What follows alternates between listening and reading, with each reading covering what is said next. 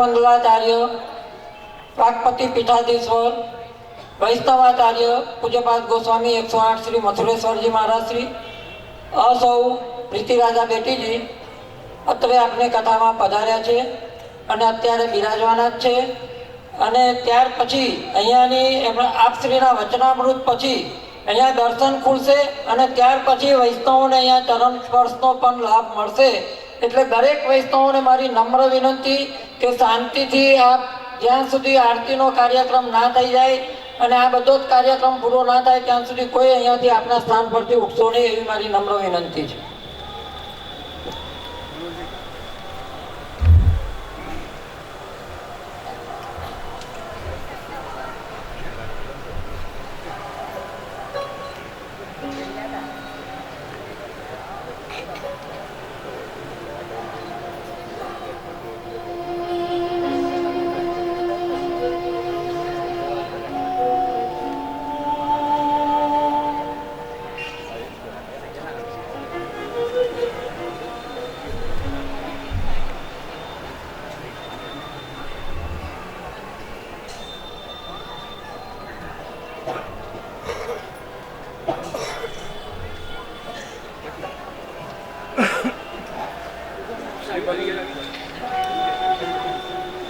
श्री वल्लभाधीश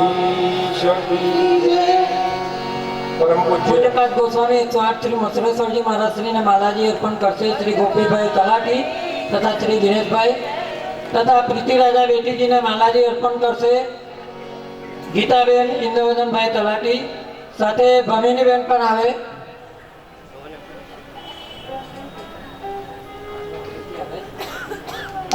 शिल्पाबेन पण आवे तथा भाभी पण आवे।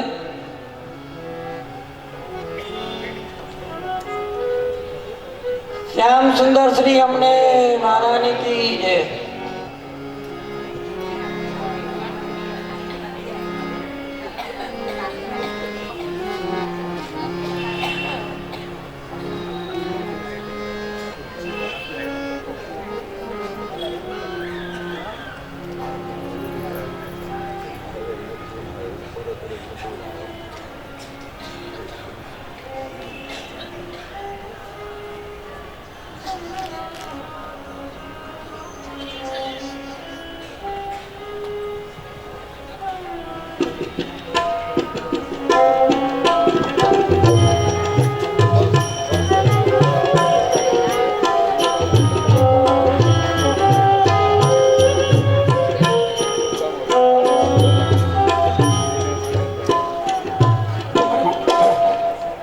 परम पूज्य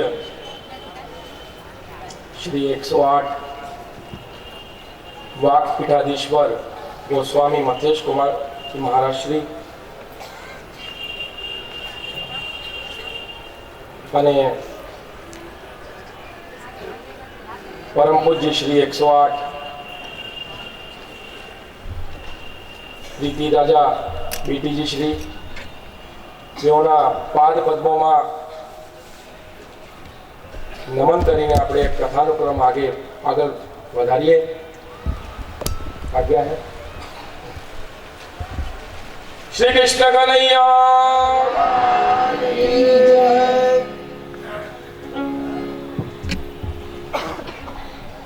ब्रह्माजीए મનમાં વિચાર કર્યો, જગતનું આદિ કારણ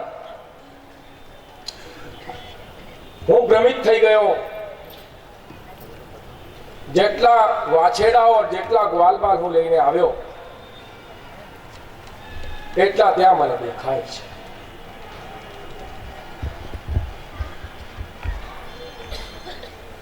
ખબર પડી ગઈ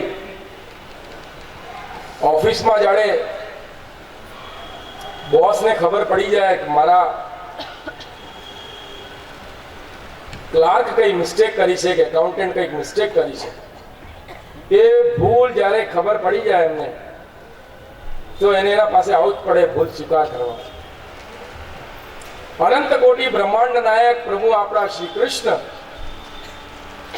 જ્યારે એમને ખબર પડી બ્રહ્માજીને આવી ગયા અને ચરણોમાં પ્રણામ કરીને એમને કહે છે પ્રભુ મારાથી ભૂલ થઈ, તમે ગ્વાલ બાલોનો એઠો ખાવતા હતા તો મને આવું લાગ્યું કે તમે જગતના અધિકારી, જેને બ્રહ્માજીને સૃષ્ટિનો રચના કરવા માટે આજ્ઞા આપી છે, એવા જગતના અધિકારણ પ્રભુની લીલાઓને જોઈને બ્રહ્માજી વિસ્મિત થઈ જાય છે, તો આપણે શું છે?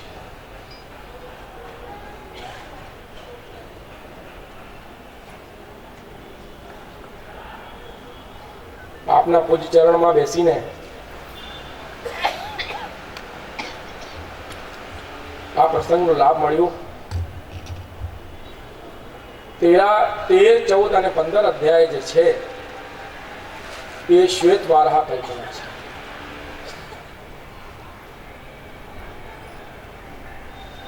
વ્યાસજી આમાં કોટ કર્યા પછી એમાં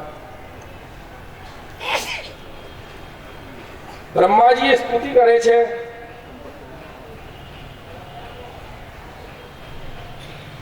ચોમુઆ ગાંવ છે બ્રજમંડલમાં, ત્યાં બ્રહ્માજીએ પ્રભુની સ્તુતિ કરી. નૌમિડ્ય તે ભ્રપકુશે તળદિંબરાય ગુંજા વતનસ્પરિપિચ્છ લસન્મુખાય વન્યસ્રજે કપલ વેત્ર વિષાણ વેણુ લક્ષ્મશ્રીએ મૃદુપતે પશુપાંગજા.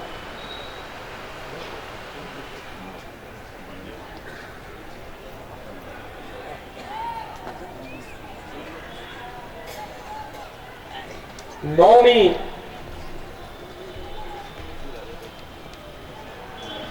કીર્તિ કે પ્રભુ હું તમને નમસ્કાર કરું છું, તમારા યશનું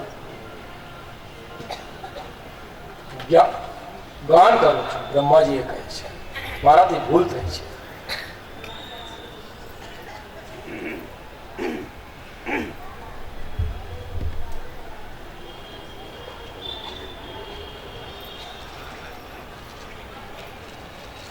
અબ્રહ વપુષે કાળા વાદળાના જેમ તમારા વાળ, તળ દિંબરાય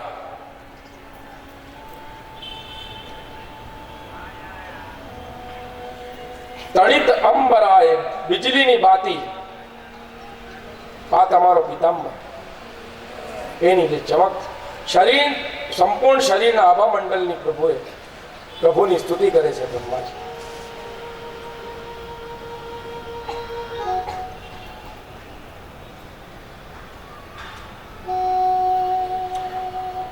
તમારા કાનના આભૂષણ, મોર મુકુટ,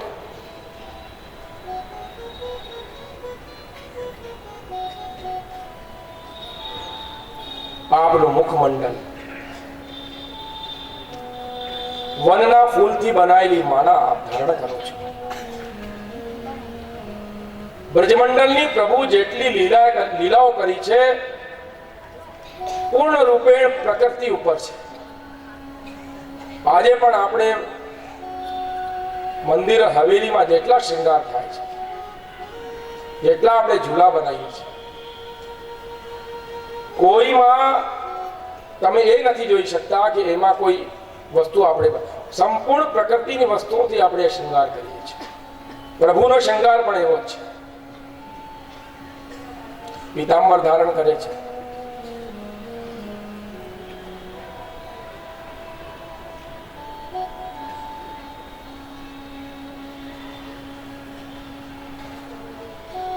પશુપાંગ જાય,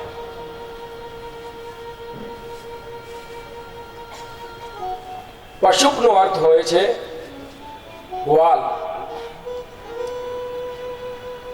નંદ મહારાજ અંગ જાય, નંદ બાબાના અંગથી જે ઉત્પન્ન થયા છે, એમના પુત્ર એટલે ભગવાન શ્રી કૃષ્ણ આપણા કનૈયા. પશુપાનામ ગોપાનામ ગજાય મુખ્યાય, ગ્વાલોના જે મુખિયા છે એ છે નંદ બાબા. પશુ નંદિના પાંતિ રક્ષંતિ ઇતિ પશુપઃ શિવ યસ્ય અંગાત હૃદયાત જાતઃ. શિવસ્ય હૃદય વિષ્ણુ, વિષ્ણુ હૃદય શિવ. પશુપાત અંગાત જાયતે, બ્રાહ્મણો અસ્ય મુખમ આસીત.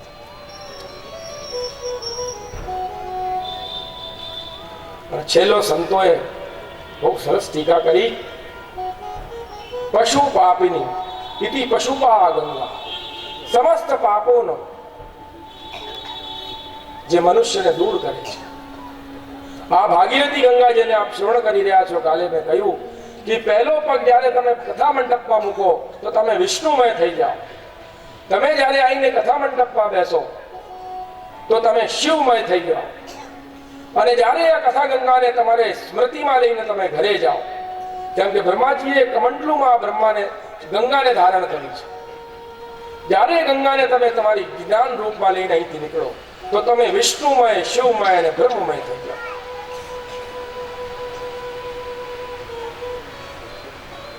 પશુ નંદિના પાંતિ રક્ષંતિ તે પશુપઃ શિવ, યસ્ય અંગાત હૃદયાત જાત.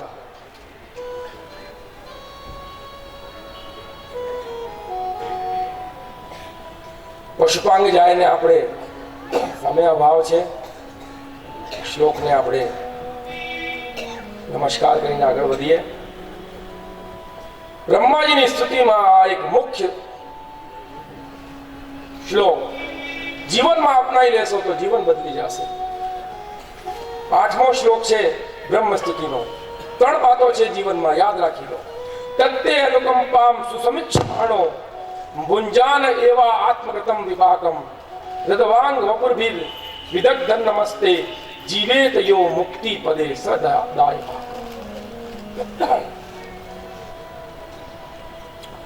તત્તે અનુકંપામ સુસમિચ્છમાણો. ભગવાન ઠાકોરજીની કૃપા આપણે ઉપર વરસી રહી છે. એની અનુકંપા આપણે ઉપર 24 કલાક વરસી રહી છે. મેં કહ્યું ને,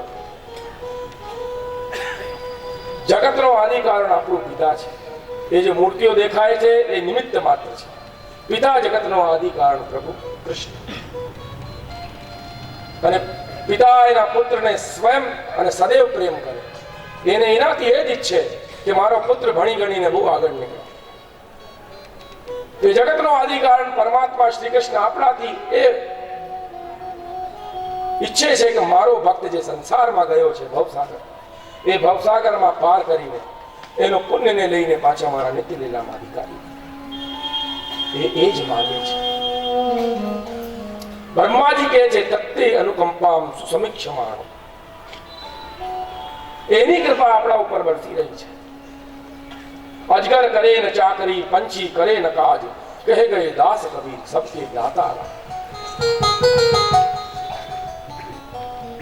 કોઈને જીવનમાં અજગર કોઈ દિવસ કોઈ કામ કરે છે, કોઈ દિવસ નથી કરતો. એને બી જમવાનું પ્રભુ આપે છે. તો આપણી તો વાત છે, આપણા પાસે તો વિવેક છે, હાથ પગ છે, કર્મ કરવાની શક્તિ છે. તમે જે ઘરમાં બેસ્યા છો પ્રભુની અનુકંપા છે. તમે ચાલી રહ્યા છો પ્રભુની અનુકંપા છે. તમે જે જોઈ રહ્યા છો પ્રભુની અનુકંપા છે. જે શબ્દો તમે શ્રવણ કરી રહ્યા છો પ્રભુની અનુકંપા છે.